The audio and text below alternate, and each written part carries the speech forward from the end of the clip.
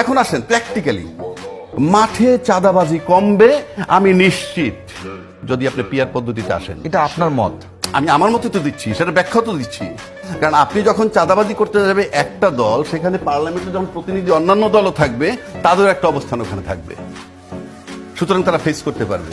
এখন কিন্তু সংসদের আসন যদি আপনার না থাকে দলীয়ভাবে, আপনার দল কিন্তু মাঠে কোনো কিছু ফেস করতে পারবে না। এরপর আসেন রাষ্ট্রীয় দুর্নীতি কমবে। রাষ্ট্রের যে দুর্নীতি হয় এককভাবে একচ্ছত্র আধিপত্য সব পাশ করাই নিয়ে যাবেন মেজরিটি থাকলে আপনার, সেটা আপনি পারবেন না। 3 নম্বর, প্রশাসনের নিরাপত্তা বাড়বে।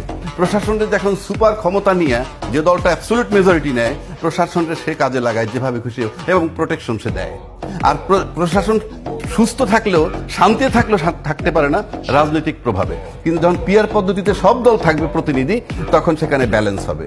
আসেন আয়নাগর, গুম, খুন, বিচার বিভাগ হত্যা হবে না।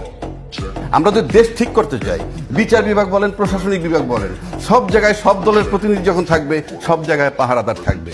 সুতরাং পিয়ার পদ্ধতি এই মুহূর্তে বাংলাদেশের মতো দেশে যদি দুর্নীতি মুক্ত করতে চান, চাঁদাবাজি মুক্ত করতে চান, প্রশাসনের নিরাপত্তা বাড়াইতে চান, প্রশাসনের নিরাপত্তা দিতে চান, বিচার বিভাগে স্বাধীনভাবে কাজ করতে দেন, তাহলে সব দলের প্রতিনিধি পার্লামেন্টে থাকবে এবং সব দলের প্রতিনিধি থাকলেই এই জিনিসটা হবে। এখন এটা